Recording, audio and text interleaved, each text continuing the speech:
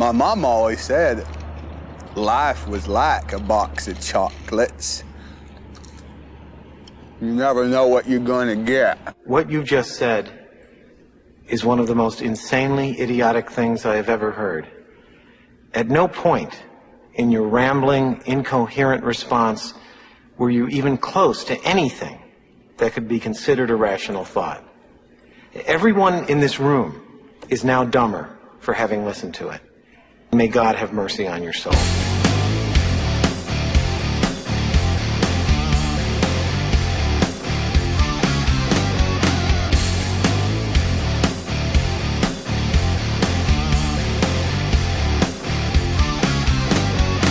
Well, what's going on, everybody?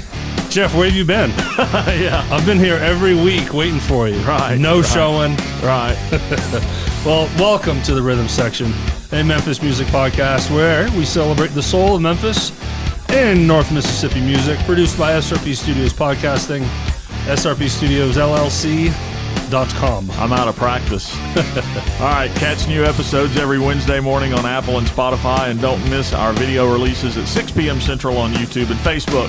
For more information, it's easy for you to say, visit therhythmsectionpod.com. You're the only, you need that. I'm the one that I need to talk to.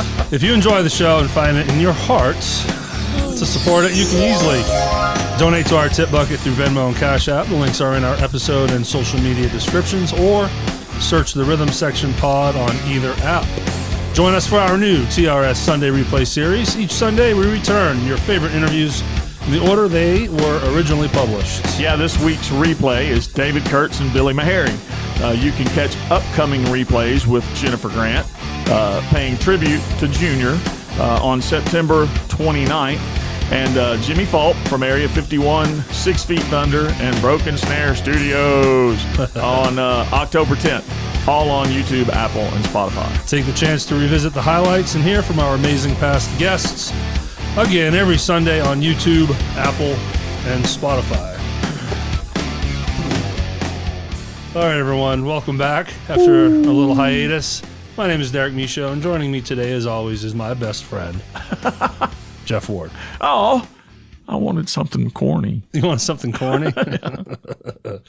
So, what's up, Jeff? Man. How are you, sir? Been worried about you. Well, it is what it is. You're over the hump, as they say. I am. So, we're going to have some information today to talk about, Jeff. More than just me, being sick. Ill. And I appreciate everyone's patience on having a few weeks off here and still being here with us. So yeah, I can't remember the dates, but several weeks ago I got sick, and everyone. Look, there are far more people out there, especially in our community that we see on Facebook, that are suffering from much more severe things. Yeah. But pneumonia is no joke. Right. But it was one of those deals where I'm not feeling well. I get a fever. I go to the doctor's the next day. The fever's gone. Okay, there's that. But I still had this heinous cough. Yeah. I go and then test negative for all the big three. Right. And I learned this with taking my daughter to the doctors now. It's just go in and get the swabs. Right. Flu, strep, COVID. Just take it. Just get it over with. Yeah. Cancel them out. Right. And they were all negative. So I'm like, all right. And then, of course, at that point, they're like, just take some decongestant and you'll be fine. You'll be fine. Well, then I get a fever again that night. The next day, finally, I go back, but I make sure I go back with a fever. Yeah. And it was almost 103. Damn it. Tested negative for everything again, but okay, something's going on. Chest exam and pneumonia. But they gave me a steroid shot and some antibiotics, and the next day no more fever. The fever went away for the remainder of the problem, but the lungs were rough. Yeah. And I actually recorded my lungs and sent that to you. Yeah. Sounded like a fucking goblin. Yeah. So I went back. I was like, I still don't feel right. Yeah. My breathing is not right. So they gave me another chest exam, and then they were like, well, we got good news.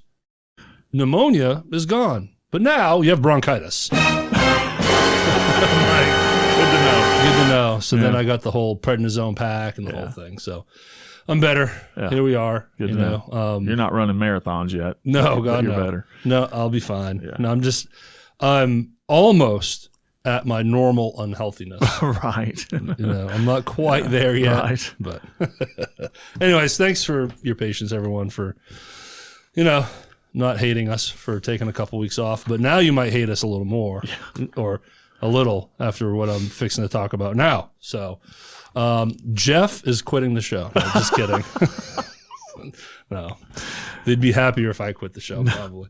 All right, so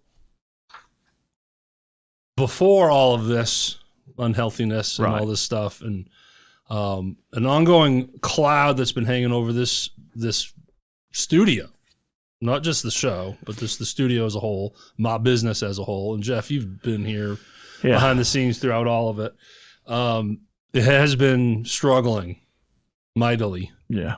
You can blame economy, you can blame a lot of different things, but I don't want to bury people in the weeds here. But when I signed this lease for this space in the summer of 22, things were on point. Yeah. 6 minutes later, not so much. It's pretty unreal how things can just be trucking right along, and you sign one piece of paper, and all of a sudden, all hell broke where did loose. it all go? Yeah. So coming into 2023, I had far less business. Don't put that on video. I was scratching my ear. I had an ear itch. Oh, now I have to. Anyways, uh-oh. Don't get me laughing. Sorry. Anyways, it's been a grind ever since trying to repair, and it was just a nightmare. Anyway, so fast forward all this time, and it's just got to a point where at some point you have to take an L in a way. Absolutely. You exhaust all your resources, you bury yourself in debt. One step forward, two steps back. The studio did yield jobs and income and revenue, but not enough. And then again, it goes back to something good happens, and then two things that aren't so good happen. So the lease runs up at the end of this year, end of December. So that's been the cloud. What do I do? I've had to kind of lean on some family. For assistance, and it doesn't feel good saying these things. It's a little vulnerable, and kind of embarrassing sometimes. If you're in a shitty mindset, any small business owner out there knows when you have to make these decisions, it's not fun. And I know you have had a business in the past, so but it would be irresponsible to renew. It's just not happening. And this isn't a reflection on this show. No. I know we talk about trying to monetize this thing, sponsors, asking for donations and everything. And this podcast was never looked at as the thing to keep the studio open. Right. There's my business side of things. So I'm not giving up the business. Right. I still have the majority of my income has always been the virtual side, my online clients. But even though those are the ones that disappeared on me a couple of years ago, but that's always been going on. That's not going anywhere. I'm not, losing the equipment. Right. Now I have all the assets and everything needed to build a studio. Yeah. It's just giving up the space that needs to happen. Yeah. And anybody that, again, if you've had any business dealings at all, the location is what will absolutely crush you financially. When I had my business, I had I think it was $3,000 a month that I had to pay just for the lease. So you have to make that money to pay that before you do anything. For sure. I mean, it's an increase of overhead. Again, when I signed that dotted line, I was in a position where I didn't need to bring any new work immediately. I was still completely self-sustaining. So I was like, this is the time to do it. Sure. And no, I kid when I do that because I learned a lot, and it's been an amazing experience having this studio. Absolutely. It's made me smarter and plenty of mistakes to learn from, right? With all that said, I want to make it clear the show is not going away, but it is shortening the season this year. Yeah. Because I have to move. Yeah. Simple as that. I can't say I didn't see this coming. I have. It's been a slow death, sort of like my lungs. No, just kidding. And we don't have a time frame. We don't know when we're coming back. When we're coming back. It'll definitely be 2025. Yeah. I have to use the end of this year to disassemble and move and figure out my next move. What I can tell you is there's a 95% chance that the next home of this podcast will be my dining room. Yeah. Right. What I have done, though, is called my leasing office. I live at an apartment complex here in Hernando called Magnolias, and put myself on a waiting list to transfer to a 3-bedroom. Okay. There's no guarantee anyone will open up soon. There's 32 units of 3 bedrooms. So hopefully the odds work in my favor that someone moves out. Right. So that gives that 3rd room for a studio, something that I can really just designate a room for, with hopefully that can now give me the possibility to then bring local clients in again. But right now, the offering to any podcaster locally looking for a local studio, that's going on pause. I'm not going to have them sit in my dining room, you know. But regardless of getting that, hopefully upgrading to a bigger apartment, we're going to be in the dining room. Yeah. You ready for that? Sure. But I'll have backdrops again, and, you know, I'll make it look and sound okay as best I can. Right. You know? But, you know, if I have a load of laundry going on in the background, you know. Right. No, I wouldn't do that. Yeah, no, let's do it. Let's do it. Yeah. Rush played shows on stage with laundry going in the background. That's right. Getty Lee used to do that as a joke because he stopped using amps behind him. That's right. Maybe we should really lean into it and like. That's a Mr. Big album. Lean into it. Yep. Look at you. And make our backdrops like. Don't even try to make it look like a studio. Yeah. Like you're sitting in front of the refrigerators behind you. Yeah, got a filthy ass microwave behind me. The next chapter of this thing could be a hoot. I hope so. But there's nothing I love more doing than this show. Yeah. So it's not going away. Yeah. You know, we just got to figure out what that next step is. Got it. So yeah, so we're shortening this season because of that. And we have, just for everyone that's listening, and if you're on our list to be interviewed, I've started reaching out to people to postpone. I'm not going to say cancel. Yeah.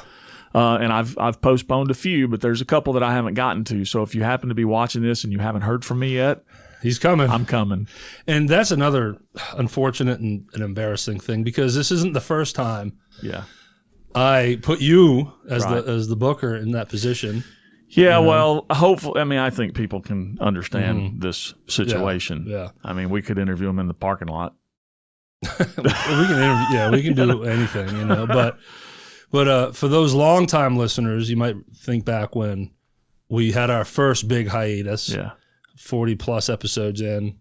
That was me just having a meltdown because the full disclosure, the business was stressful, fucking bad. And get it. And at that time, I really leaned on my team to make this stuff work, and I just couldn't afford it anymore. It was what it was. And then we came back with the audio-only season and to where we are now. But we had to cancel on a bunch of people, and I hate it for our audience because it's important to be consistent. We don't want to be flaky. We don't want to. I want people to understand and trust that, you know, if they're enjoying the show and it's there for them on a basis that we've promised. Right. As far as different seasons now, I want to make sure that we live up to that. But between now missing 2 weeks, and shortening up 5 weeks, I'll get to the shows coming up here. But it's looking like October 16th will now be our finale. Right. So today's interview is Gene Nunez from the Deb Jam Band. Next week, we have Angela Burton. Yeah. From on October 2nd. Yeah. And then we wrap the season up with a two-parter. Yes. On the 9th and 16th, we've got Greg Redding, guitar player for Landslide, a Memphis tribute to Fleetwood Mac, and then just an onslaught of history and experience. And I mean, honestly, I can't think of a better interview to end the season with. Yeah. I mean, it was so much information, so much history, and he wasn't afraid to talk about the nitty-gritties of the industry and how things were, how it was like working with Chuck Berry. Yeah. Those types of things. Yeah. Black Oak, Arkansas. Yeah. He gets a little in-depth on that. But that's really it, Jeff, you know.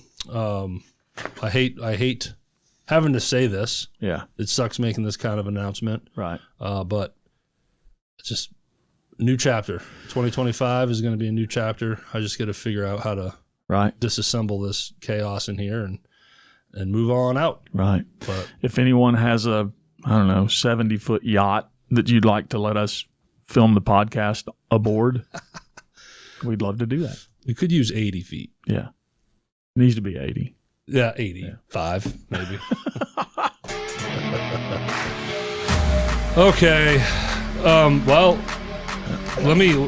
we'll leave the music on. We'll talk over it here, but let's give a shout out to the sponsors because they've also been patient with us. Yes. And they were very cool about missing a couple weeks. You know, they're going to understand the situation here, but again, you know, they came in with an agreement and we're just not going to be able to put out as many episodes as we wanted to. Right. But here's the thing, and this is meant to shine a bright spotlight on the people that have bought in on the band date thing, is they just want to help and support. Right. We did not have to ask any of these people. You know, we didn't have to cold call and pitch. Right. These people came to us. Right. They put their hand up. Yeah. So we couldn't be more grateful for them. Absolutely. And we'll give bigger thanks on the season finale too, because we've also had some very generous donators through our Venmo. Right. So we thank them as well. But all right, Jeff, back to business here. Band dates. My band Generation X, hopefully by now, most of you guys have heard of us or heard us. Gen X is a band that brings alternative music from the 90s and 2000s. I like to consider us a flannel band. Friday, October 4th, we're at Dan McGinnis. Saturday, October 19th at the Collierville Fall Fest. And you can follow us at Generation X-Music on Facebook. There you go. Fever Tree, a Memphis-based rock band, draws deeply from its southern roots to create a powerful and soulful blend of southern rock, blues, funk, and gritty rock and roll. You can check out albums, Social Mediocrity, and Lessons Learned on Spotify and all other digital platforms, along with singles Muddy Jesus and Buried Alive. Learn more about Fever Tree at fevertreeband.com. Area 51 will eviscerate you with those alien tones that will make your head spin and skin shine. Oh, there's some Joshine in there somewhere. Always. By covering artists such as Boston, Journey, The Cars, and yes, Saturday, September 28th at Neshoba, a great new venue. 8 p.m. is showtime. Follow Area 51 on Facebook at Area 51 Memphis. Sean, for you, everybody. Formerly known as, is the go-to party band that will give you a combination of rock, dance, and modern pop. Say hello to Sean, Jacob, Julian, and Seth, and get ready to boogie, oogie, oogie all night long. Thursday, September 26th. Boogie, oogie, oogie. Hometown headliners, right down here in the Hernando Town Square, right in front of the courthouse from 7 to 9. Saturday, September 28th, they will be at Dan McGinnis. The Lost 45s, the songs you forgot you loved. Sunday, September 29th, Neil's Music Room. Follow Sean on Facebook at sean.few.7. And then I'm going to wrap it up. Elevation Memphis is a versatile band that covers various musical genres, including country, R&B, blues, classic soul, pop, and classic rock. The band is currently working on finishing its album. To help raise funds, they have a consignment store that offers everything from home decor to the latest fashion brands. For booking, shopping, and social media, please visit elevationmemphis.com. Yeah. Not too bad. Not too bad after a few weeks off. Yeah. Pretty good. Yeah, came back pretty quick. Gene Nunez. After editing, I still think I'm getting it wrong, but we talk about his last name. Nunez. I think it's not Nunez. There's no yes. It's Nunez. Is it? That's what I gather. Okay. Sorry, Gene. Yeah, it's definitely not Nun. Well, as far as how he says it's pronounced, it's not Nunez. Right. He made that clear. Yes. But I think it's Nunez. Okay. Maybe because he's from New Orleans. We talk about that. Maybe that's how they pronounce it down there. Right. Nunez. But yeah, Gene was fun. He was. The editing it reminded me of how savant-like he is with names. Oh, yeah. I remember we weren't having to do the whole sorry we threw you under the bus. Yeah. Or there's times where, we'll edit. Yeah. And let the person remember a name or a place or a band name or a piece of the story. Not with Gene. Yeah, he didn't have any problem. He had no issues with that at all. But yeah, he's originally from New Orleans, and he talks about how, he was working as a musician down there, but he looked at Memphis as one of the main, cities for music, and saw that a lot of the bands that he loved were from there, and had record deals while in Memphis. So he's like, okay, let's go. The way that we met Gene was through the Deb Jam Band. That's right. I know he's got more history than that, but we just happened to go to Neil's on a Tuesday to check this wonderful band out, and I knew who Deb was. And this is a while back. Yeah, this has been a while. I think the show was brand new, or maybe even I think we've seen the Deb Jam Band way before the show because of Mark Goodman. Right. And I knew who Doug was, and I knew who Davey Smith was. The rest of the band I wasn't familiar with. Gene, instantly I'm like, this guy is a catalog of me. He can play anything. And then fast forward to this year, we made a point to start going out on Tuesdays just to hang out, because by that time Debbie had been on the show, Davey Smith had been on the show, Eric Stone. So now we're building a relationship with them. Yep. And they're like, let's get Gene on here. And you guys have heard us talk about this before, but I highly recommend you get to Neil's on Tuesday and check these guys out. Not just because we interviewed Gene, or now I think we've interviewed everyone in the band except for Jackie Diamond. Doug McMinn was unfortunately one of the ones that we just had to pull the rug out from under. Sorry, Doug. He came in on an intro a few weeks ago to talk about his event at Neil's. Yeah. But we're definitely going to get you back there. He was very understanding, and I told him, when we fire this thing back up, the first people I will reach out to are the people that we're having to cancel. Absolutely. So, but for those that don't know the Deb Jam Band, let's at least give them the names here. So, Gene, Debbie Jamison, Doug McMinn. I know we just named all these names, but I'm going to put a picture up at this point. Sure. Eric Stone is on lead vocals, and Dave Smith. Yeah. Legendary bass player. Yeah. And then you got Jackie Diamond on keys. Yeah. And they're fun. And that's the big part of it. They're fun. There's a ton of fun up there. Eric Stone, man, what a voice. Yeah. And performer. Yeah. And dresser. Oh. I mean dude, next level. Yeah. Next level dresser. His shoes are pretty amazing. But they get on the mics and shoot the shit and crack jokes and talk about Josh. They draw you in and make you feel like you're just one of the people hanging out. And it's not a open mic night, but they have no problem inviting people up to jam. Yes. They're very generous in that way. Yes. So it's a good time. And it's a free show, everybody. Right. Every Tuesday at Neil's. They do it for the tips. So if you want to really support them and have a good time, you can throw a few bucks in that bucket. It's Phil bucket, right? Philip. Fill the bucket. Fill the bucket. Fill the bucket. Phil is a bucket. Phil is a bucket. And okay, so one of the notes we've got here, he's been working with Deb for 18 years. Yep. That's no short period of time. Yeah. They probably can just know what the other one's going to do without even thinking about it at this point. And them together, as far as the Deb Jam Band too, is a dozen years as well. Yeah. It didn't start out 18 years ago, but he talks about some of the original members in the Deb Jam Band.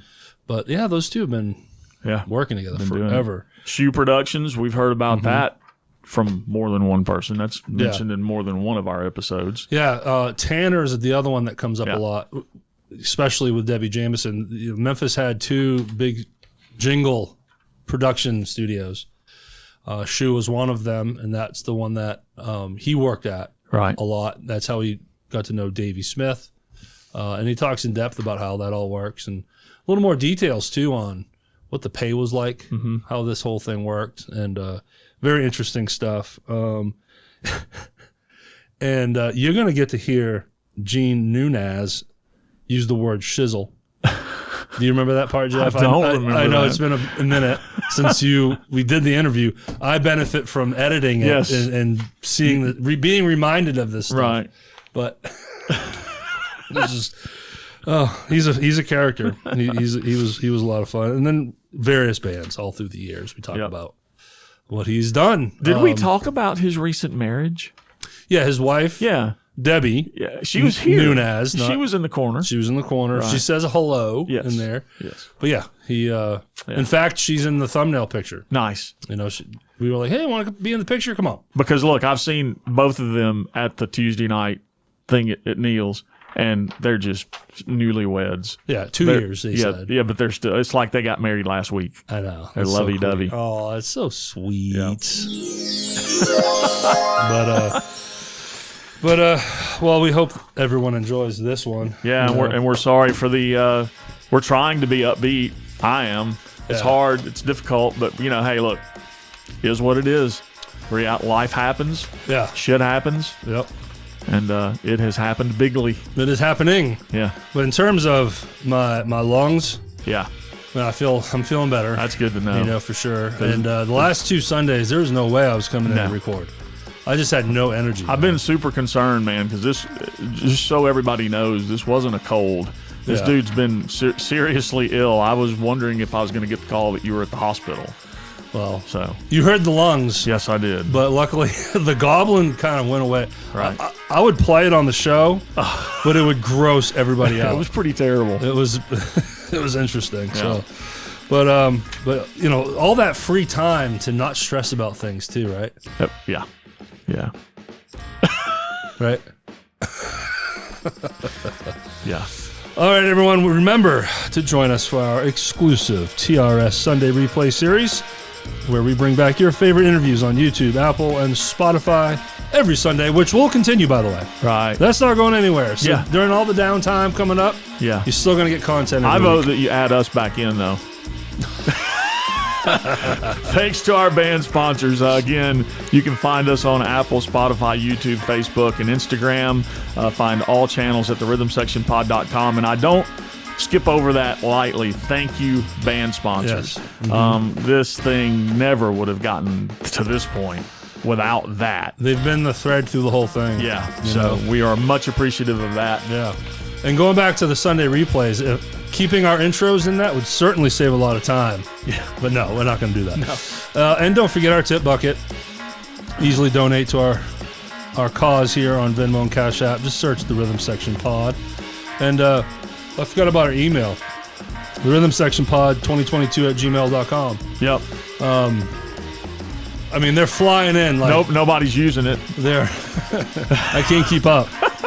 I used all the downtime to answer all the emails and answer all these awesome questions that we're getting. And look, we always tell you to go see a band. Derrick and I will continue that. Lately, we haven't been because he's been ill and I've just been lazy.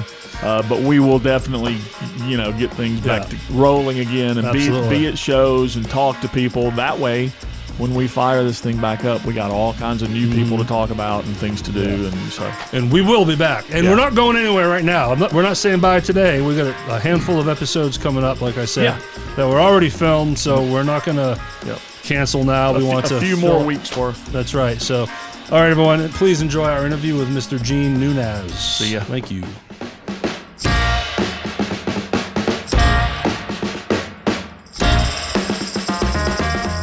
What's up, everybody? Derrick has given me permission to introduce this interviewee because Derrick has had a severe case of mush mouth today. So, Gene Nunez, thank you for being here, brother. Whoa. Jeff is expecting to get paid more now because Yeah, of that. okay, all right. Bump me up to 15 cents. Gene Nunez, man, thanks for being here. Thanks for having me. Yes, sir. So we Good to be anywhere. Yeah. I know I've got to know you a little bit now because of the Deb Jam Band and your generosity to let me come up there and thump the bass once in a while, and Davey Smith giving up his axe for me. Yeah. You did a fine job, sir. Well, thank you. But and I've seen you play before without getting to meet you. But welcome. We're here to get your story. Pre-interview, we went through a couple things, and man, you have an awesome history that we're excited to talk about. So awesome. Almost as much pedigree as a golden retriever. Oh man, do you know any dad jokes? I can already tell you might be the type to have a dad joke or two. Not a one. Okay. We need to put the word out that everybody needs to come with at least one dad joke. Yeah.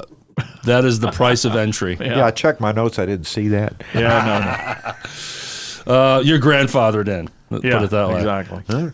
So awesome, man. You just came here from Lindenwood, didn't you? Straight from church to you guys. Yes. Happy Sunday. Happy Sunday. Yes, Sunday is the day here. This is sort of like me and Jeff's church in here, in a way. The amount of stories that we hear in this room is pretty awesome, and we're fixing to hear yours, Gene. So, you said you are from New Orleans? Yeah, I'm not a native Memphian. I'm from New Orleans by birth. Okay. I've been in Memphis, well, I guess permanently since right after 1976. I've been here a little while.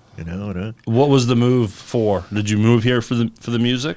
This is going to sound strange to a lot of people, but I left New Orleans and came to Memphis to get in the professional music business. Shocker, right? But you have to. Well, and back in the mid 70s when we're talking about, Memphis was the fourth music center in the country. Okay. Behind, if you will, New York, L.A., Nashville, and then there was Memphis. Yeah. Yep. Memphis had a special appeal for two reasons. I was a college boy. I went to Tulane in New Orleans, and the guys that got to be my two best friends were from Memphis. Okay. And that's where you met them?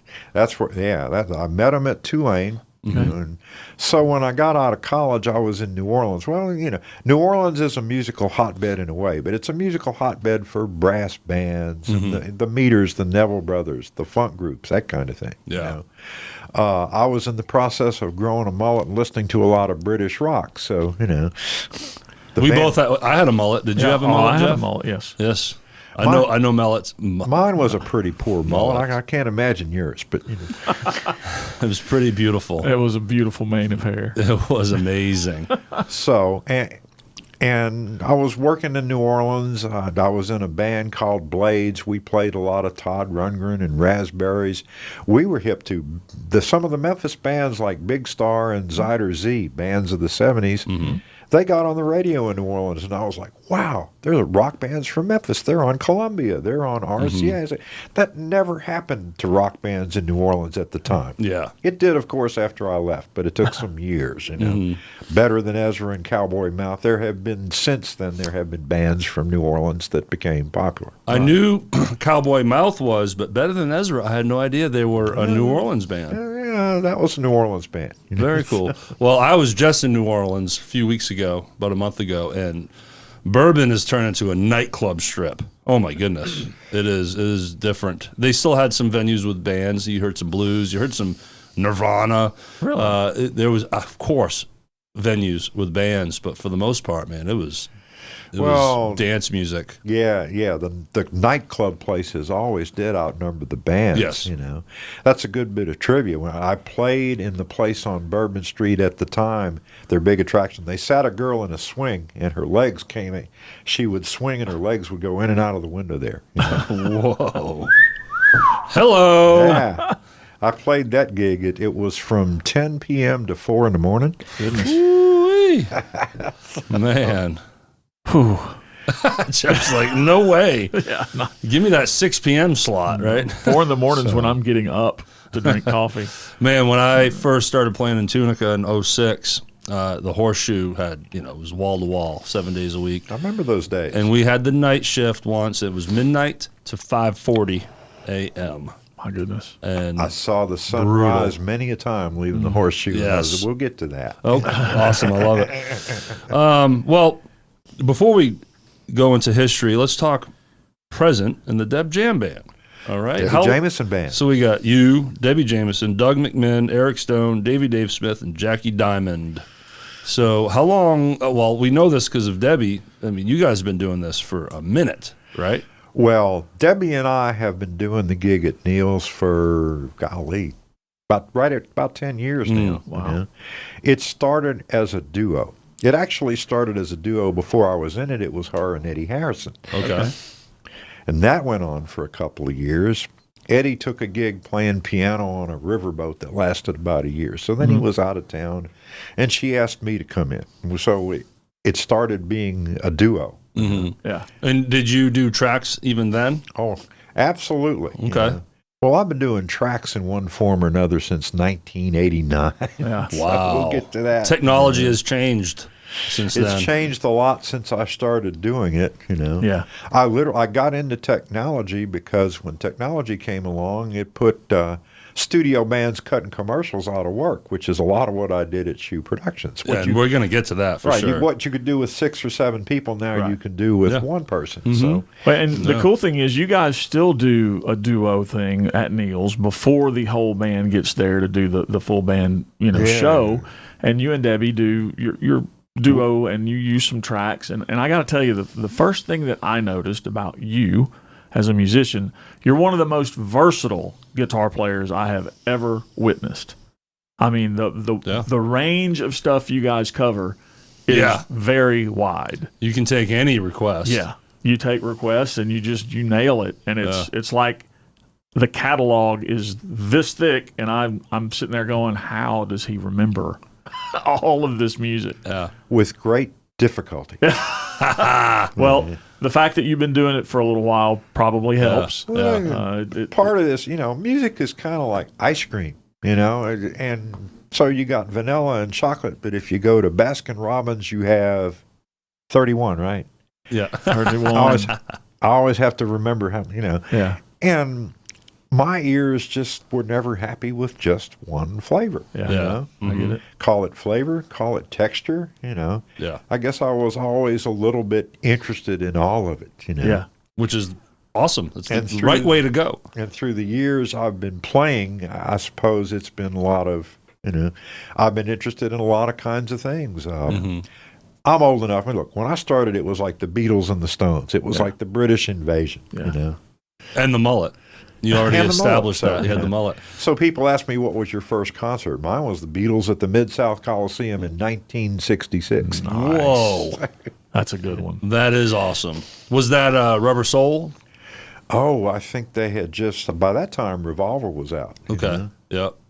And then shortly after that, they stopped touring, didn't they? You caught them just in time. Yeah, that was the last one. And it was right after John Lennon had made some somewhat controversial comments And about Memphis had some rallies. about the didn't they? Beatles being bigger than Jesus. Yep. People were burning Oh, wow. stuff. So I distinctly remember during that concert, there were 2 shows that day. I was at the nighttime show. Okay. And somebody set off some firecrackers in the Coliseum, which, of course, everyone in the world thought was something else. Yeah. Well, I've watched all their documentaries, and Memphis comes up. But So that was my point of reference. yeah, dude, I could talk Beatles all day. I don't want to derail us, But so to the Deb Jam Band at Neil's, you and Debbie Jamison do like an hour before a full band, right? Yeah. And then that's where the tracks are right there with you. Right. We've done that a few other places. We've been doing it at the Villa Castriati out in Cordova for, about 3.5 years now. So ever since that guy went onto the ship and you jumped in with Debbie, you've been playing together ever since?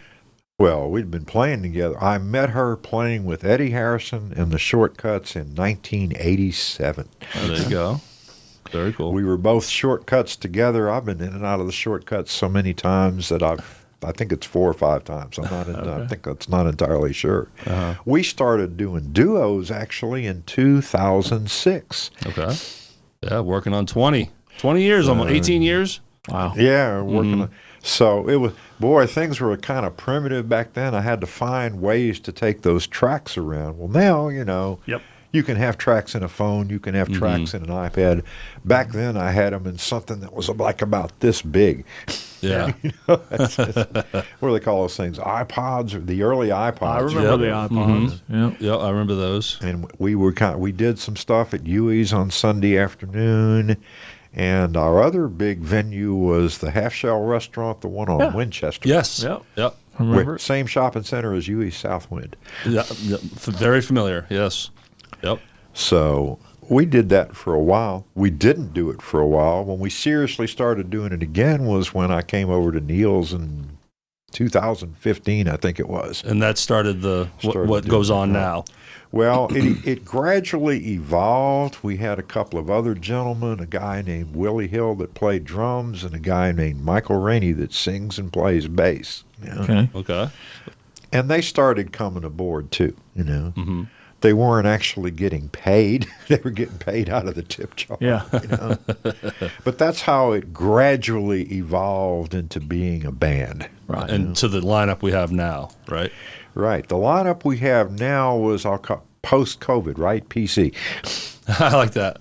Got it. PC, yeah. Well, and this lineup is the only one that I have seen. Right. And it is stellar. Yeah, likewise. Man, everybody. Well, I've been playing with Davey Smith literally for about 40 some odd years, so I know when the neck of his bass moves that something else musically is getting ready to happen. And I was going to say, you look properly moisturized, sir. I'm telling you, Joshine, man.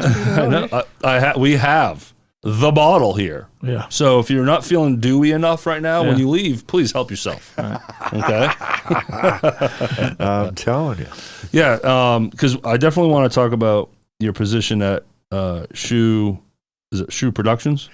Yeah, Schubert. That was a studio. There's still a studio there. Now it's called Echo Records. It's at the corner of Broad and Hollywood. Okay. And I skipped ahead here in the notes, but I bring that up because you said that you worked with Davey a lot there, right? That's where I met Davey. Okay, let's talk about it. Well, when I moved to Memphis, like most people, I moved to Memphis. I wanted to get into the studios, I went around. The format of the day was the cassette.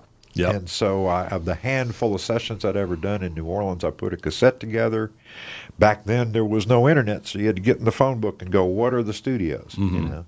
So I went to almost every studio in Memphis and dropped off a cassette. I went to Ardent. I went to Shoe. I went and found High Records, Willie Mitchell's place. Okay. I went to most places that anybody had heard of and a few I hadn't heard of. Willie Mitchell is Royal Studios, right? Royal, that is called. Yeah. Very cool. And I got exactly 0 responses from any of that. Now, it's the music business. You kind of got to know somebody. Absolutely. Sorry, Gene. But it sounds like someone finally picked you up. So how did Shoe pick you up? One of the two guys I knew in New Orleans that got me to come to Memphis knew some of the people that ran Shoe Productions. Wayne Crook, may he rest in peace, and Andy Black and Warren Wagner, who are still with us. Okay. They were looking for a guitarist to do a showcase show with Joyce Cobb that was coming up in 2 weeks, and it had to be somebody that could learn that much material in that span of time. And somehow my name got thrown into the mix. How much material were we talking? I think it was a showcase, so I think it was maybe an hour and 15 minutes, something like that. So that was how I met Davey Smith. Nice. He was the bass player, I imagine. Yeah, he was the bass player. The drummer was a gentleman named Melvin Robertson. There were a few. David Mayo played keyboards on that show. Swain Schaefer, may he rest in peace, played on that show. Some of the people who were on it I probably don't remember. We played at the Playhouse on the Square on Overton Square. Yeah. Okay. Which is now where Lafayette's is located. Very good. I didn't know that. Right. Well, part of Lafayette's was in part of that space. What is the Porch and Parlor Restaurant? All of that was the Playhouse on the Square, basically. What was the Square like back then?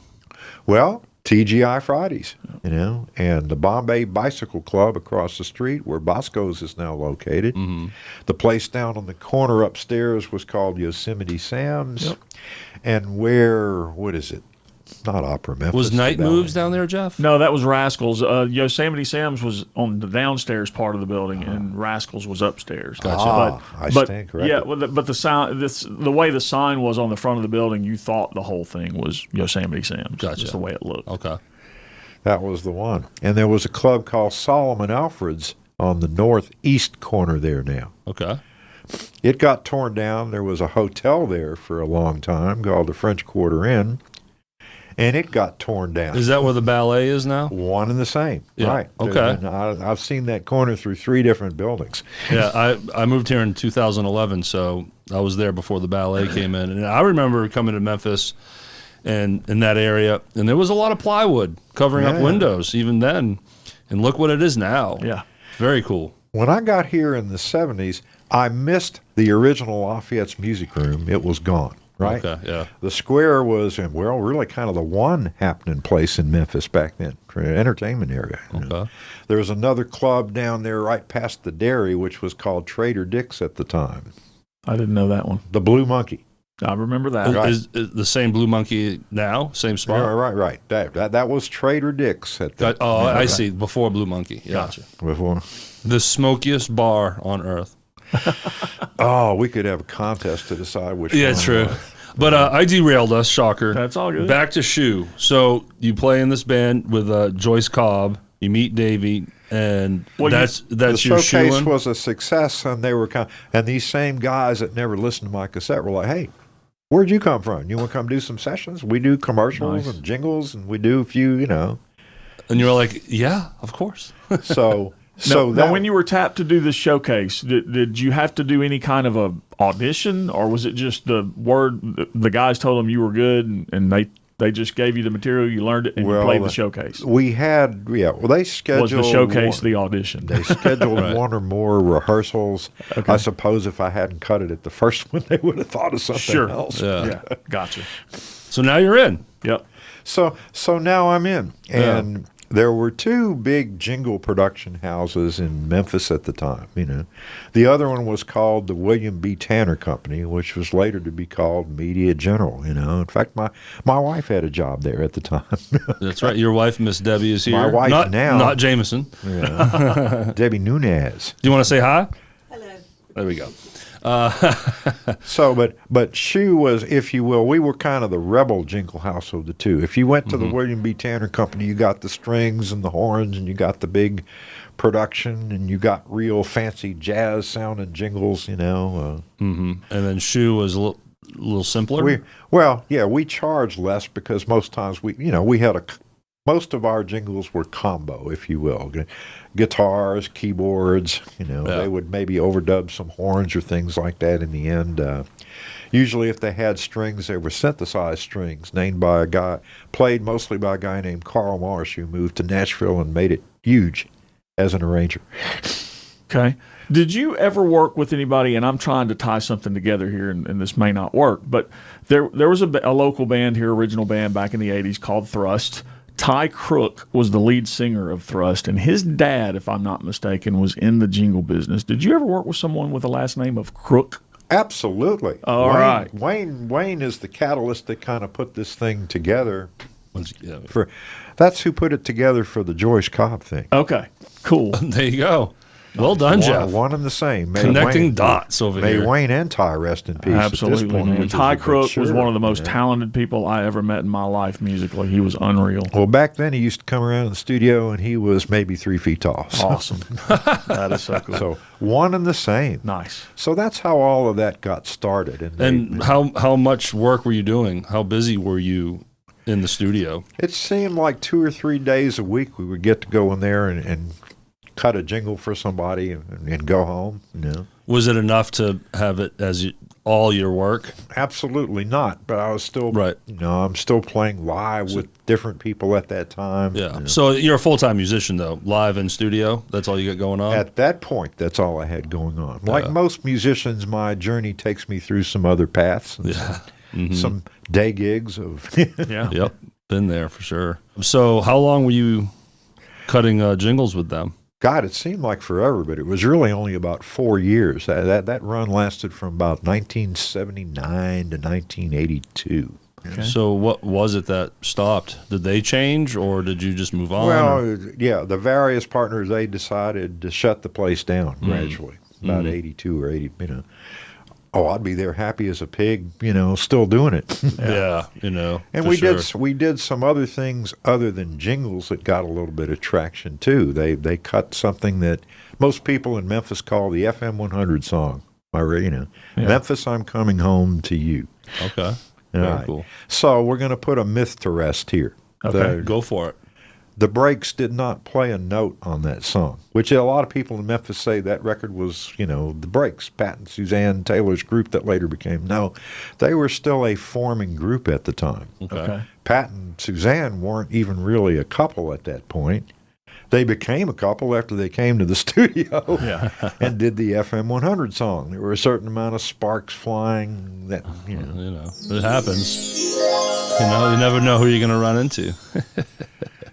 So that was one of the more significant things that local people knew about Shoe. Well, awesome. Now let's start running through some of these different artists and bands you played with. So you mentioned Tommy Hohen as one of your early gigs after That was moving the here? first recording work. That actually came before Shoe Productions. Okay. I suppose, 78 or so. Yeah. That was someone else that I knew. Also knew people that knew Tommy Hohen. Sure. Yeah. Yep.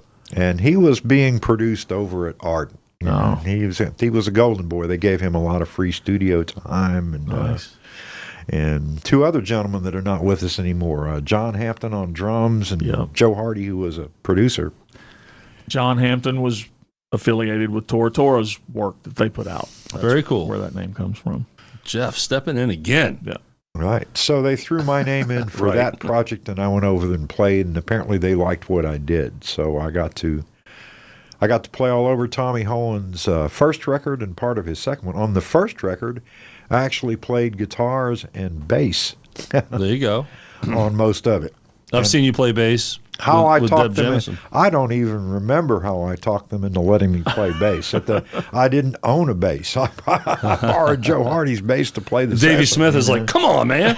I know we're jumping around timeline, but we just talked about Shoe, but yet before that, you actually worked in Ardent, not as a hired staff member, but you had studio experience in Ardent. No, that was the first time I ever went in Ardent. Okay. But to cut tracks with Tommy, right? Yeah, got tracks with Tom. Right. So before Shoe, you had some work in Ardent, right? Yeah. I mean, in his band, not as a staff musician. Yeah, but Ardent at the time, they didn't really have staff musicians. They were doing what we'll call rentals, Okay. and the rentals were like Steve Earle and ZZ Top. They weren't hurting for Ardent was one of the places, of course, people know. Led Zeppelin cut a certain amount of Led Zeppelin 3 there, so Yeah. Ardent was the place to be in Memphis. But they weren't really doing, if you will, staff productions. They didn't have a studio band. And they weren't doing jingles. It was just bands, correct? As a rule, maybe somebody would rent the studio and come in and do a Right. jingle, a complete outer production. But Shoe and Tanner, those were jingle factories in a way, correct? Oh, yeah. Well, Tanner didn't do anything else. Okay. Yeah. And Shoe did. Debbie was part of Tanner, if I remember correctly. Yeah, yes, she was. Yeah. Okay, so how long are you in Tommy's band? How long does that go for? Mostly about 2.5 years, maybe 78 to about 80 or so. Were you touring regionally? Well, we toured exactly 2 places. We played at a club called Fitzgerald's in Houston, Texas, and we went up to the East Coast when the album came out. That's quite the spread there, Gene, man. Yeah. Well, the album was originally released locally, and the original title of the album was called Space Break, and it was originally released on a label called Power Play Records, Okay. which was spearheaded by a gentleman named Henry Loeb Jr. Okay. Memphibians will know, of course, Henry's dad was the mayor and all that at one point.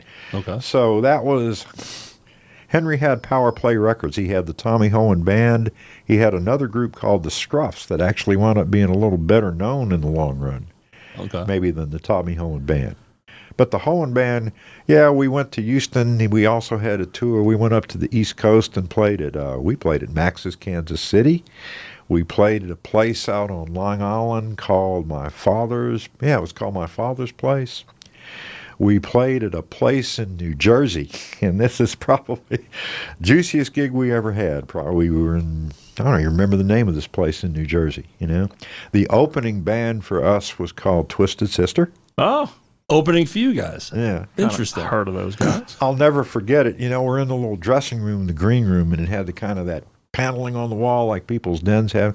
Twisted Sister was so loud that the paneling on the walls is vibrating back and forth. You know? So I need to know, why was that venue the juiciest?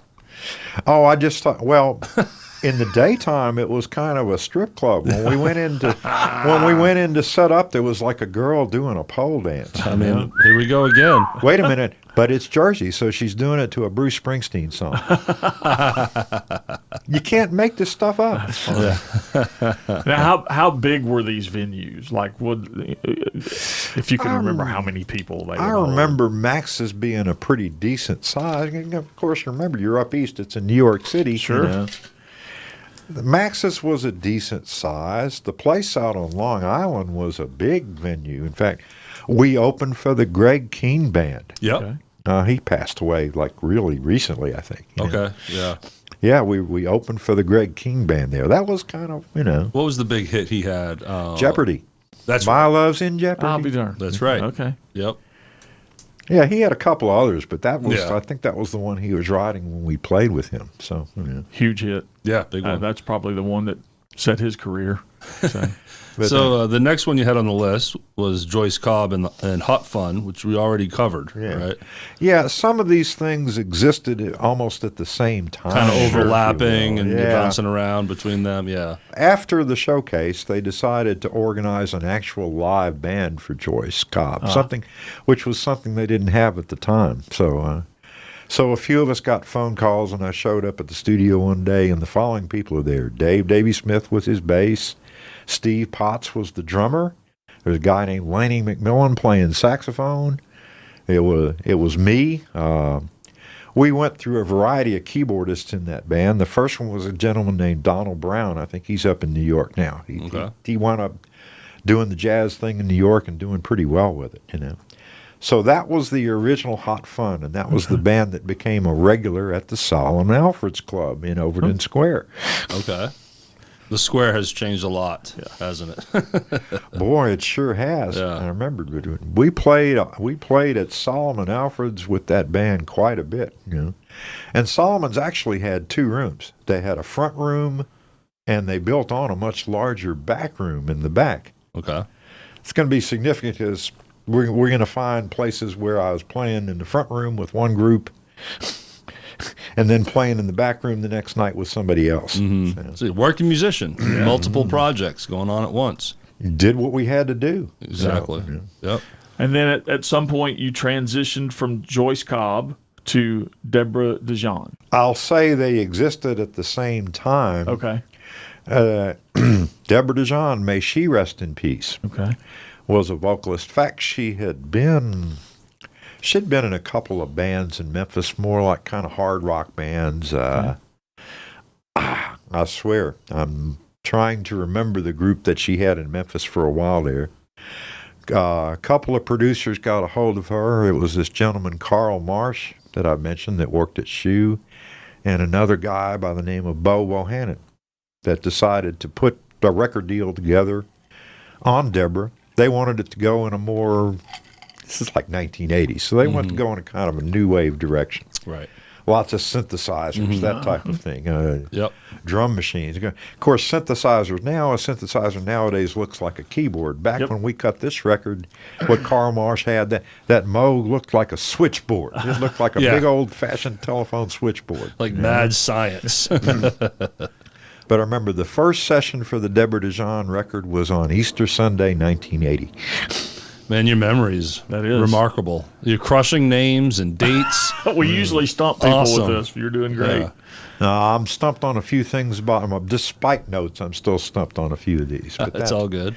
So that record took about 6 months to record. Of course, they're using all this technology that's fairly primitive at the time. You know. Yeah. And where did you record that record? That was actually recorded. It was recorded at Shoe Productions. Okay. there were technically 2 studios there, and the one across the hall from the shoe studio was called the Daily Planet. Okay. The Daily Planet was the nicer of the 2 studios. It was paid for by Atlantic Records, and it was started by Bobby Manuel and Jim Stewart. Jim Stewart had been involved with Stax Records years earlier. Okay. So we're talking 1980, and you said it took roughly 6 months. I wonder what the budget in 1980 for an album that took 6 months to record was. That's a great question. Because it had to be a lot of money. Well, and I think there was a lot of free studio time involved with the people that produced it. Okay, yeah, just bringing them in. Yep. So you had Carl basically was the keyboard whiz that put all that kind of stuff together. A few different drummers played on that. John Hampton played on a few tracks of it. There was a gentleman named Chad Cromwell that has since become quite famous as a Nashville studio drummer. Chad played on some of it. I played guitar on all of it. Awesome. And Davey Smith played on it. I think there was a guy named Bill Rennie that played on a couple of things. Was he moisturized back then? We were all moisturized back then. Absolutely. You didn't need it. Y'all were just young pups. Yeah. We were young and moist. What was the name of that album? Deborah DeJean. That's just the Deborah DeJean. Yeah. Oh, okay. All right. What's the fancy word? Eponymous. Yeah. Self-titled. Self-titled. Eponymous. Very good. Man, you're coming in here with big words, Gene. This is not the place for that. $20 words. Here's a tip jar, right? Yeah. All right, well, then we got Jimmy Griffin. Well, Jimmy Griffin was a guy from Memphis that actually wound up going to L.A. and joining the group Bread. Yep.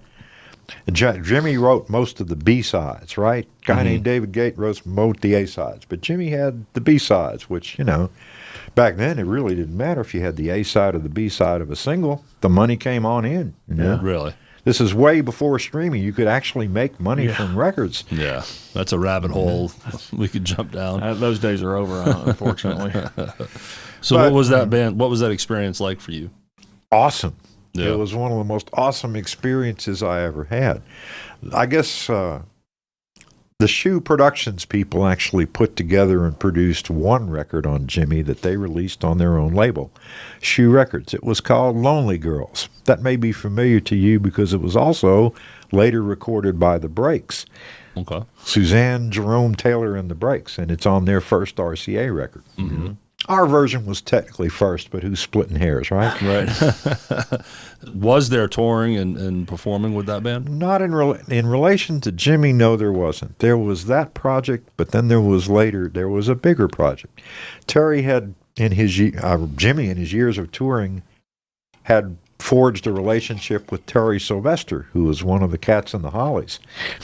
Oh, the there you British go. group, the Hollies. Yeah. Okay. So Jimmy and Terry came over from England, and they put together a project that became the Griffin Sylvester Band. And they recorded the whole thing at Shoe Productions. Andy Black was the producer. Jimmy played guitar on it. I played guitar on it. Dave Smith played bass on it. There he is again. There he is, the ubiquitous Dave Smith. There were 2 or 3 drummers involved in that. Most of it was played by a guy named Steve Mergen that now lives in Nashville. Crushing these names, Gene. All over I'm the so place. impressed. I'm a bit of a nerd. I'm the guy you want on your team when you're playing Trivial Pursuit Baby Boomer Edition.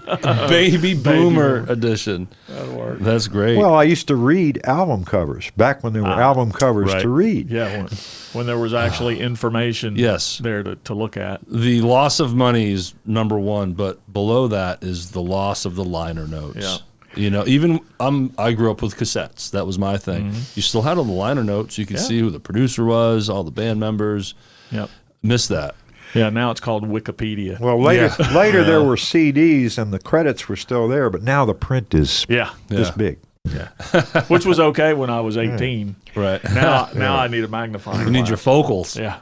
something that was common to the Derrick Jam Band project and the Jimmy Griffin project, we were making the right kind of music at totally the wrong time. Right. So Derrick Jam's record comes out, and it was on a national label. It was called Handshake. It was distributed by Columbia, Rock 103 wouldn't go near us. That's that disco stuff. Deborah acquired the nickname at the time, and it was probably appropriate, the Memphis Madonna. I get it. There we go. Oh, yeah. We put together, when the record came out, we put together a live band to go play Deborah's shows. Slightly different lineup than the record, but it's me, it's Dave Smith on bass, it's Chad Cromwell on drums, and it's Tony Thomas on keyboards. You familiar with Tony at all? I'm not. He was mostly a jazz keyboardist. He's still around. He tunes pianos. He still plays jazz gigs. And we went out to try to reproduce that record live. And that was kind of interesting. Back in those days, synthesizers are still fairly primitive. Sure. Yeah. So how do you take that to a live situation? Well, Tony had a Prophet 5, which was one of the state-of-the-art synthesizers at the time, and he had a Mini Moog. And he would go do a Deb Jam gig. He'd have to go set up about 3 o'clock in the afternoon, turn on his gear, and let it get to temperature. Wow. Wow. Had to acclimate. Is that what was going on there? Yeah, and you've got a guy with 2 hands trying to play keyboard tracks that are cut on a 24-track machine. So, so that was our live group, and it was a show, if you will. The band would come out and do a warm-up instrumental or two. Deborah would come out in any one of various. She would change costumes several times during the show. What were some of the venues that you played at? Mostly Solomon Alfred's. Okay. Yeah. And you said Rock 103 wouldn't touch the Rock music. 103 wouldn't play it, but FM 100, back when there was FM 100, I was going to say, would play it. Deborah basically released. There were 2 singles off that album. The first one was called Goosebumps, and the second one was called Are You Loving Somebody? Okay. I'm writing all this down because I plan on looking these songs up and listening now that I'm hearing all this information. But man, I loved it. I remember going into Home Depot to buy a microwave oven back when that was the shizzle in 1980, right? The shizzle. Nobody had those things. and a microwave oven cost like $400. Right.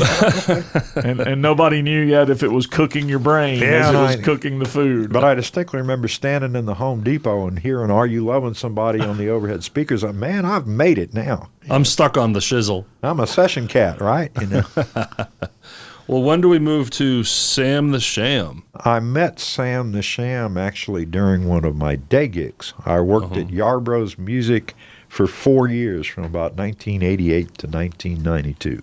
Same location it's at now? No, at the time it was over on White Station Road, just south of Summer. Okay. Yep. I remember that. Most people's reference point will be it's just south of the Gold Club. Yeah, that's the first thing I thought of. That's the Gold Club area. Yeah, and people would call on the phone to say, where are you located? And some of their, it's right by the blank. Yeah. So you working at a guitar store, were you giving lessons or anything? Or not at that point. Well, I was a guitarist that wasn't really interested in the technical side of guitars. And I wound up managing the keyboard department there. Okay. This is how I came to do tracks. That's how I came to learn to do tracks, Nice. So now I've got a whole keyboard department, and it's my job to have product knowledge. So most every night I'd go home with a keyboard under my arm and an instruction manual. I go set the thing up in my little studio at home. This did not do anything good for the marriage I was in at the time whatsoever. Because at 4 or 5 o'clock in the morning, I'm still sitting there knocking away at this keyboard. Sorry, hon. But so how does Yarbrough's connect you to Sam? That's where I met a lot of the people that's how I met Sam the Sham. Okay. He came in there and he bought one of these keyboards, and it was one of the multi-track, like you do sequences and tracks on. Then he had to have somebody come over to his house and tell him how to work it. So that wound up being me. There we go. There you go. Yeah. And then how did it connect to you being in his band? I was never in his band, but he did do though a couple of self-released CDs at the time. Okay. The majority of which are me doing my keyboard magic and coming back and doing guitar tracks. Okay. So you played with him, but not Sam the Sham. Is that what you're saying? Well, he was Sam the Sham. True. Good point. Yeah. Okay, it was Domingo Samidio, you know. He was a great cat to work with, you know, and of course he's Hispanic by birth, so he pronounced my name the way Hispanics pronounce it, which is Nunez. Nunez. With the tilde, you know. It's not Nunez? Just kidding. No, and it's not Nunes either, you know. It's Nunez. It's Nunez. It's Nunez, y'all. It's Nunez. You go down in New Orleans, where I'm from, they're gonna say Nunez. Yeah. You know? Well, how does he move to Sam the Sham? I'm trying to build it to the song Wooly Bully. Because I have a funny story about Wooly Bully. Well, the only connection would be that Wooly Bully probably helped Sam to buy his keyboard. You know? Yeah. Right? He was And any other keyboard he you was wanted. he was determined to finance it, which meant I had to take a finance app from him. You know. And at first, the finance company didn't want to approve him because he didn't have a day gig. You know. And W-2 income, right? Right, yeah. So he starts bringing in all these royalty statements that he's gotten from Wooly Bully, and it's just like, okay, you know, literally, you know, it's like the analogy of everyone else that ever did their business right. It only takes one hit song. Absolutely, yeah. So Wooly Bully was a mascot for one of the radio stations I worked at back in 2099, maybe somewhere in there. I was the person inside said mascot called the Wooly Bully, and it was this big, googly-eyed, orange monster that I had the fortune of walking around in. It was hilarious. So, promoting Wooly Bully, I should get some royalty checks for that. I would think. I think Sam's still getting them. Oh, of course, yeah. Or is he still alive? Yes. Okay. Well, that leads me to another question. All of this work that you have done throughout your history in the studio for on records, do you get royalty money from any of this work? Not a lick, for the simple reason that that sucks. Not a lick. not a lick, because I don't have a songwriting credit. Yeah. And you were paid to be on the session, so Yeah, I was paid to be on the sessions. You know, since this, you know, Memphis was not the big time. It was not, you know, it's not Los Angeles, and these are unknown artists. You know, you had the option to take a cash payment for your session, Sure. or you had the option to do something called points, right, which like makes- mechanical points. which only means you get a percentage of it if it sells. Remember, Remember, these are unknown artists, you know, and I'm not cutting a record with Tom Petty. I don't know that I'm going to make any money. Right. you yeah, know, so- so you take it while you can. Yep. Yeah. So yeah, I was paid for the sessions I did. Sure. The amount of residuals is a big fat goose egg. Yeah, that's not the big answer I zero. was looking for, Gene. Not the one I was looking for either. Trust me. I understand. Totally get it. What do you do studio work currently? Mostly in my own studio at home. You know, well, y'all know that's obviously where I produce the tracks that we use with the Deb Jam Band on those gigs. But Gotcha. I'm doing some works for hire. I've got a gentleman that I work with that's actually based in Nashville, who is, I'll call him a song plugger, organizer. And through the wonders of the internet, I'm working with a songwriter that lives in the Cincinnati area. Okay. You know. We've got Michael, the song plugger that lives in Nashville. And you're building tracks for them? Or are you cutting guitar tracks for them? What are you doing? Oh, even better. In many cases, they have tracks, you know. The guy in Cincinnati that's the writer is not really a vocalist. So they had some vocalist they found on the internet who's over in like South Africa Wow. to go do vocals on these things. So how this works is they send me a pile of what are called stem tracks, if you will. You know, I get here's the bass, here's the drums. In many cases, my job is come back and replace some of this stuff. But here's the basic track, here's the vocalist. You know, And then you mix it? yeah, they send it all to me, and I suck it into Pro Tools. Okay. I will mix it. I will add guitars to it. In many cases, I will replace the existing sequence bass and drum tracks with my own. Yeah, you got to put your touch in there, Gene. Right. So, you know, I guess that's truly it's an international project, right? Yeah. You know? With the magic of the internet. Right. We've got It's a guy crazy. in Cincinnati. We've got a guy in South Africa. We've got me, and we've got Michael in Nashville. You know, sending the money down. It's unreal. The things that used to have to get all those people to come to Ardent or to a studio. Yeah. Now everybody can be in their own living room. Look, in my podcast world here, I've had a client in Australia, Dubai, London, Canada, of course, all over the country. Yeah, the internet, man, just opens you up to so much opportunity. Well, we won't go down this rabbit hole. What digital has done some great things for the music business. It's done some bad things probably for the music business. Not probably. It has done some bad. Well, because now that everyone can do a record in their house, that's how they're doing them. If y'all been to Music Row in Nashville lately, and you see doesn't really exist. Either the studios are for lease or they've already been knocked down, and somebody's got one of those condo buildings that looks like a saltines box. Right. Right. Yeah. For sure. Yeah, and it's unfortunate, but I get it. Yeah. You know, because to go back to the positive, it allows that indie band to not need a label as much. They can publish on their own, record on their own. You know, there's an argument to both sides. Sure. There's less gatekeeper now. Oh, absolutely. Anyone with a little savvy can be their own label. Yeah. You know? Yep. Hopefully they have enough savvy to be their own publisher and make sure that if it actually makes any money. Yeah. And that's where it's at, isn't it? The publishing.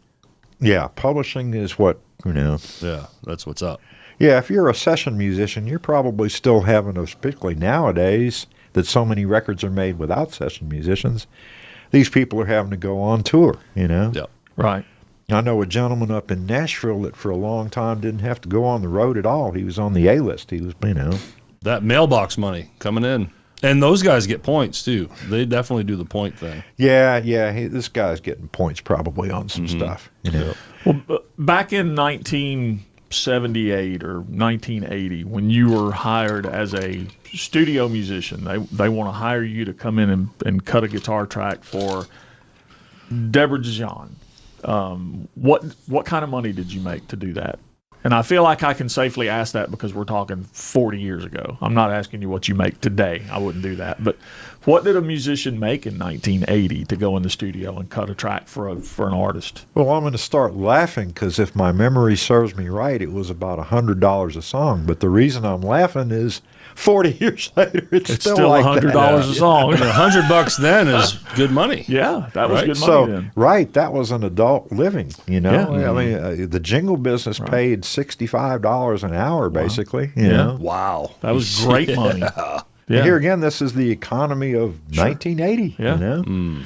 It's awesome that you were able to make a good living doing it then, but it's not so awesome that it sucks now. I said a living, not a good living. Yeah, understand. Yeah. A roof over the head. Yeah, $65 an hour, but obviously you're not going in and working an 8-hour a day. It's shift. not an 8-hour day. Right. That might be a 2-hour session. Sure. You know? And some weeks there'd be 3 or 4 of them. Some weeks there'd be 2 of them. Some weeks there'd be None. But going out to the gig side of things, then too, right? The money in that time was really good.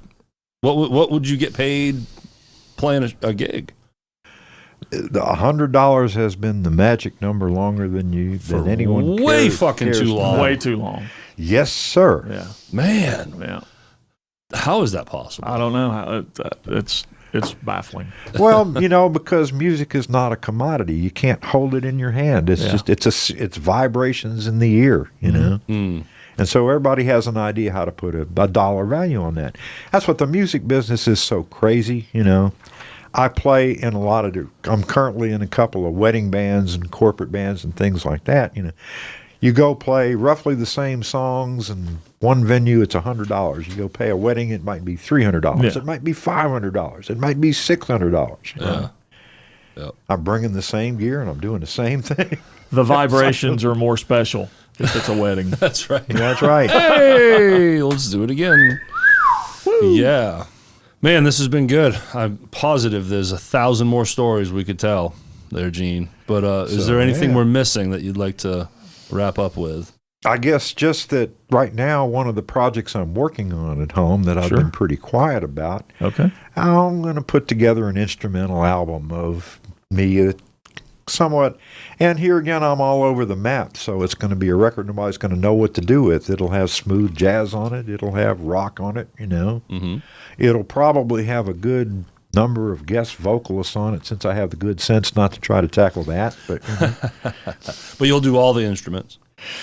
maybe. I may combine it and take it into a real studio where I can, Nice. I've worked with so many of the people around here. Steve Cobb on bass, Dave Smith on the bass players and drummers. I'd love to get them in there and The Deb Jam Band's got quite the lineup for you do right a real there. project. Do y'all know an engineer named Kevin Houston?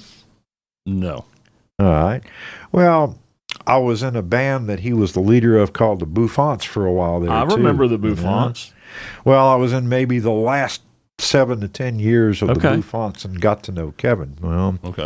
Well, he's just an absurdly good recording engineer. In fact, if you go back and look at some of these North Mississippi All-Stars and some of these, Jim Dickinson gave Kevin Houston his start. So that I'd probably get him to engineer it. I'm behind the scenes, if you will, in some ways, and I guess I'm out front in others. So I'd just like to know, Do you have a timeline on when this will be done, or is this something that you're just working on slowly? While I'm still breathing, or hopefully over the next year, whichever comes first. Well, Very that's cool. a year is not a terrible timeline, so that's something to look forward to. I'd love to hear this. Ironically enough, I'm busy enough doing a lot of these other things. It's taken a certain amount of my attention away from the Originals project. But Making a living. You got to pay bills. yeah, there's that little part of it too. So How many gigs are you doing on average a week? I'll say an average is probably 4. Good. Good for you, man. And Right. that was, not counting, and I go to Lindenwood and play every Sunday morning. Yeah. Nice. Yeah, with our good friend Jimmy Fault. Yeah. Jimmy! Jimmy! Well, Derrick and I have become huge fans of the Deb Jam Band on We know. Tuesdays at Neil's. We love coming. We thank you for your support. Oh man, we love coming and hanging out. It's a fun show. It is fun. Imagine Davey Smith with a microphone telling jokes, and Eric's telling jokes, and Debbie's telling jokes, and you're telling jokes, and It's good stuff. And then you got Doug McMinn back there playing harmonica and drums at the same time, and then you got Jackie Diamond hiding out over there. In the I went to a comedy show on Tuesday night, and a band gig broke out. Yeah, it is that. Sure. Well, and we've talked about you plenty on this show. People watching and listening, go check them out. It's a free show, by the way. Throw $10-20 in the bucket, support that band, and have a great time. It is so much fun. And we will refund your cover charge if you don't like it. So You won't need a refund, I promise. You'll have a blast. Gene Nunez. Nunez. He said you don't pronounce it the way with the Nunez. I squirreled. It's Nunez. I still can't get names right. No. Damn it. It's kind of become our Nunez. thing. Well, thanks so much, Gene. And Thanks we for appreciate having me. you. And And Debbie. And the wife Debbie over And here. Debbie. Into the side. Recently supporting. married. How long has it been now? Well, no, we're at about, a little over 2 years That's now. recent. Yeah. That's recent. Congratulations. You're still newlyweds. So by Hollywood standards, that's like forever. For sure. Did you know what you were getting into, Debbie? If she had, she wouldn't have done it. She had the shocking look on her face. She's like, no! Well, before we say our final goodbye, Gene, to the audience, thanks for hanging out. Yep. We appreciate you. And you can follow us on Facebook and Instagram at The Rhythm Section Pod. Yeah, therhythmsectionpod.com. That's where you find That's everything. a pretty cool website. Big thanks to our band sponsors as always. We can't do it without you guys. Remember to join us for our exclusive Sunday replay series where you get to see all of these interviews for the second time without the Derrick and Jeff nonsense. At the beginning, you still got us in the interview. Well, though. yeah, we have to be there during the interview. So there's always a level of nonsense, right? Until AI kicks us out of the studio and starts doing it. So check us out YouTube, Apple, Spotify, Everything. everywhere. And then we have our tip bucket if you want to donate to the cause here. We are both on Venmo and Cash App, the Rhythm Section Pod, or you can click those links in the description areas. And the Rhythm Section Pod 2022 at Gmail. Send us questions, comments, stories. If you want them read on the air, we will be happy to and have fun with it. So please engage with us. We welcome all of it. So, Gene Nunez. Nunez. Yes. thank you so. Wrong button. Uh-oh. Okay. We're not laughing at you, Gene. We're laughing with you. We laugh with you. I'll give you the. Yes. Let's go, Gene. All right. Thanks for coming in, man. Thanks for coming in. Thanks, guys. And thanks for what you do and all the work Always. you do out there. Thanks for what y'all do. All right. Get out there and catch a show. See the Deb Jam Band on Tuesday nights at Neil's. And Derek and I'll see you there. All right. Take care, everybody.